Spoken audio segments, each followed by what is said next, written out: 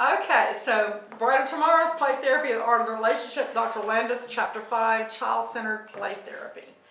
The best discovery the discoverer makes for himself. Child-centered philosophy, client-centered philosophy is encompassing for living one's life in relationships. It's not just a cloak of techniques.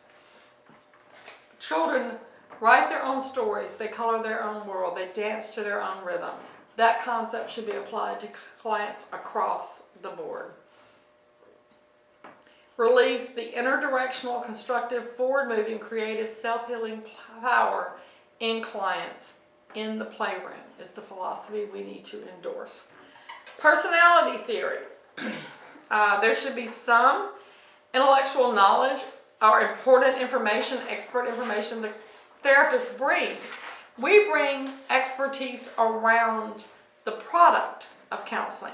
The client brings expertise around themselves. How they feel about themselves is a significant indicator in making a change agent for behaviors. The principles provide a framework for understanding the intricacies of the therapist's beliefs, motivations, and attitude that provides a lifestyle approach to children. Our philosophy of change and counseling impacts how we see children. So we're looking at three central constructs: the person, the phenomenal field, and the self. This is from Carl Rogers in 1951. The person is all the client is: thoughts, behaviors, feelings, physical being. The phenomenal field is everything the child has experienced socially, culturally, contextually, environmentally, internally, externally, and a basis of internal reference for viewing life. Every client exists in a continually changing world of experience of which that client is the centerpiece. As they react to this changing world of experience, they do so as an organized whole. The change in any one part is going to cybernetically impact changes in the other parts. A continuous dynamic interpersonal interaction occurs within the client as a total system, always striving to self-actualization. This active process is how the client becomes more positively functioning, improved, independent, mature, enhancement of self. Goal-directed behavior to satisfy personal needs experienced in a unique phenomenal field that then constitutes reality. The second central construct of client-centered theory is the phenomenal field, the experiences, subconscious, unconscious, conscious, internal, external, the occurring reality for the client, understood from the client's perspective. It is the point of focus. It must be understood so that a significant relationship, a therapeutic counseling relationship, can be established. It must be understood by looking through their eyes, from their perspective, socially constructed. My truth is my truth. Thoughts, behaviors, feelings, physical being. One week the child may be one way, one part of the session. The therapist needs to go along at the level and pace of the interaction the child is presenting. The third central concept or construct is self. This is of personality structure. How do I see myself? What is the totality of my experiences? According to Patterson in 1974, the child can become a person, develop a self only in interactions with other people. My self grows and changes as a result of continuing interaction within the phenomenal field. Structure of self, according to Rogers in 1951, is an organized configuration of perceptions of the self which are admissible to awareness. What I can consciously acknowledge. A lot of things are there on the subconscious and unconscious level. Awareness of self ushers in the development of need for positive regard from others. That's why unconditional positive regard is important in seeing these. Rogers articulated 19 propositions regarding personality and behavior to provide a conceptual framework for his theory. We exist in continually changing worlds of experiences. We react in an organized way. Our behavior is consistent with our concept of self. Behaviors that are non-consistent with ourself, we disown those, we disengage from those. When those things are not true for us, we experience maladjustment, tension, anxiety, anger, depression. We become behaviorally rigid to defend our existing self-concept, to defend against threat to our perception of ourselves. And as we can proactively work through conflicts and attacks upon our own personal being, we can then integrate positive self-concepts to a better understanding of ourselves, others, and the world. Looking at key concepts, child-centered play therapy is a basic philosophy of innate human capacity of clients to strive toward growth and maturity, a deep and abiding belief in the child's ability to be constructively self-directing. That we're naturally curious, that we delight in mastery and accomplishment, we love life, we're in continual pursuit of discovery of our world and ourselves. Mustafa said, speaking of the process of self-discovery and self-growth, the challenge of therapy is to serve, to wait with interest and concern, to activate the will of the client, to choose to act, to dare to pursue what is present in the way of interest and desire. It calls for patience and an unshakable belief in the child's capacity to find their own way. An inherent push toward discovery, development, and growth that we can then understand. When we experience difficulty and frustrations in our attempts to accomplish or master, we push forward using coping skills. If we don't have enough help to become well-adjusted, we still cope, even if it's in a maladjusted or totally dysfunctional way. We continue to try to cope to meet the needs that we're presented with. Virginia Axline is mentioned on page 67, one of the first playroom therapists in this recent times in 1969, and the clinician from which Dr. Landreth developed his own client-centered. She believed that there's a powerful force that exists within every child to strive towards self-actualization, independence, maturity, and self-direction. Mind and conscious thought do not direct this behavior. It's emotionally based. It's a natural striving toward inner balance. Takes the client where the client needs to be. Looking at adjustment, an adjusted person does not encounter too many obstacles. When they do, they have the opportunity to become free and independent in their own right. Maladjusted clients, by one reason or another, have been denied the right to achieve this without a struggle. There is a case study about Matt, who is discussed on page 68 and 69 through Dr.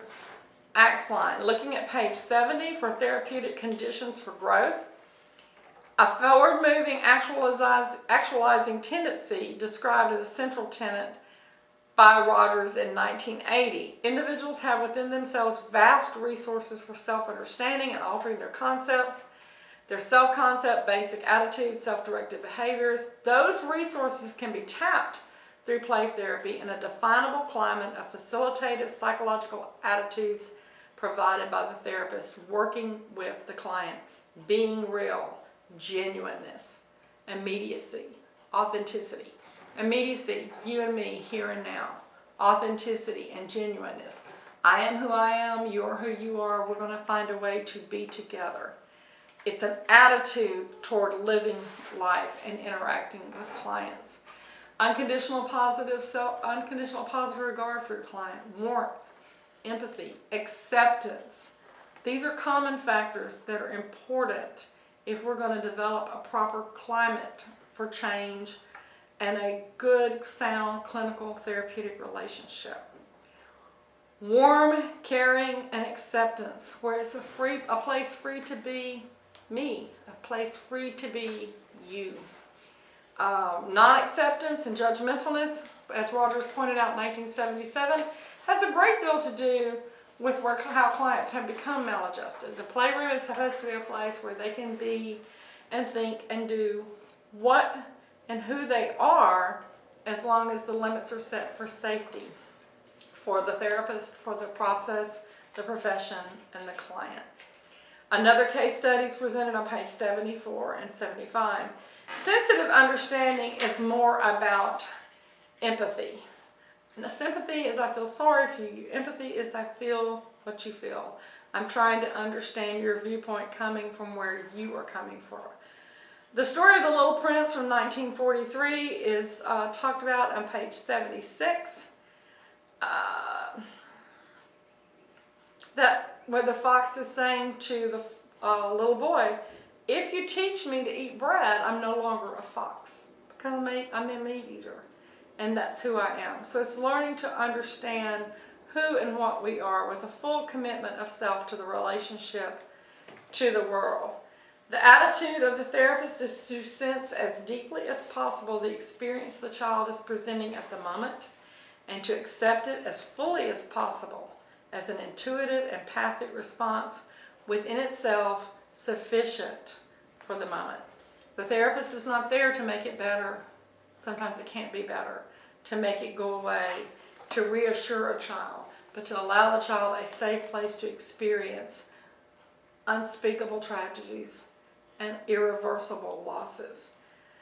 The therapeutic relationship on page 79 is a way of relating, experiencing, being with another person fully in the here and now, in the moment. Respect for the person of the client and respect for the rights of the client to be who they are, or to be allowed to not give a hug, not be touched, not give a response. Making contact with the person of the child at all levels to experience our time together in their experiential inner selves. And Dr. Landis gives you some of his own philosophies through page 83. He says that child-centered play therapy is an immediate present experience for children in which the therapeutic process emerges from a shared living relationship developed on consistent therapeutically conveyed acceptance of the child with confidence in their ability to help themselves, to give them the strength and the freedom to risk using their own strengths and to accept themselves. He says, I trust the child to lead our experience together to where the child needs to be. I'm wise enough to know that the child knows where we should be in our relationship or what the child should do. Virginia Axline provided 8 basic principles. The therapist is genuinely interested in the child with a warm, caring relationship. The therapist experiences unqualified acceptance of the child and does not wish the child were different in some way. Creates a feeling of safety and permissiveness so the child can freely explore and express themselves completely. Always sensitive to the child's feelings, gently reflecting the feelings in a manner that the child develops understanding of themselves. The therapist believes deeply in the child's capacity to act responsibly, respects the child's ability to solve personal problems, allows the child to do so, trusts the child's inner direction, allows the child to lead in all areas of the relationship, resisting any urge to direct it, non-directive. I don't want a child to do my sand tray, I want them to provide their sand tray. I don't want them to give me my drawing or my family, I want them to show me their own. The therapist appreciates the gradual nature of the therapeutic process and does not attempt to hurry the process and establishes only therapeutic limits necessary to anchor the session to reality with personal and appropriate relationship responsibility for safety. We focus on the client, not on the problem. If you focus on the client, you lose sight. If you focus on the problem, you lose sight of the client. So it's the person of the child, not the problem. The present versus the past, the feelings over thoughts and acts, understanding over explaining, accepting over correcting, child's direction versus the therapist's instruction, the child's wisdom over the therapist's knowledge.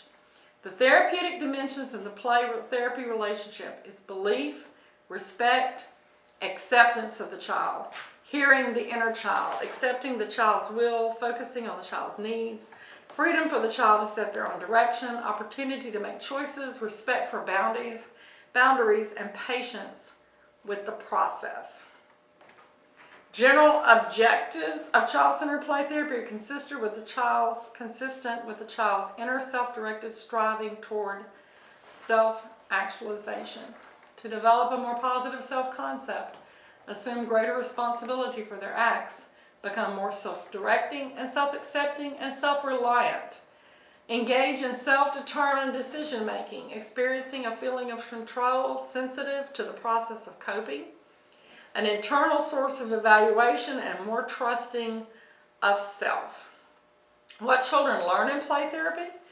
The majority of children referred for play therapy have been sent over by the schools, by DFACs, by law enforcement, sometimes by their parents. Play therapy assists in the development of children by helping them to know and accept themselves and to accomplish broader goals, to help them learn about the world, to get ready to profit from their learning experience so that they can have a better relationship in school, with peers, with their families, and stay out of community resources like law enforcement and legal constructs such as DFACs. Risk-taking, self-exploration, self-discovery are not likely to occur in the presence of a threat or the absence of safety. It should be permissive around boundaries for safety, devoid of criticism, suggestion, praise, disapproval, or efforts to change. Acceptance where we are to learn self-control and responsible freedom of expression. Learning to respect ourselves, others, and the world that we live in. Learning to accept our feelings and to understand and tolerate the feelings and rights of others. Learning to responsibly control our feelings, to not be controlled by them. Learning to assume responsibility for themselves and discover what responsibility actually feels like. Figuring out things for themselves, deriving solutions to their own process. Becoming creative and resourceful in confronting problems. Learning self-control and self-direction is not possible without opportunities to experience being in control in the playroom. By being able to make their own decisions in a responsible, safe environment while they gradually learn at an affective level to accept themselves, others, and the world in a responsible, contributory fashion. All right, guys, thanks so much.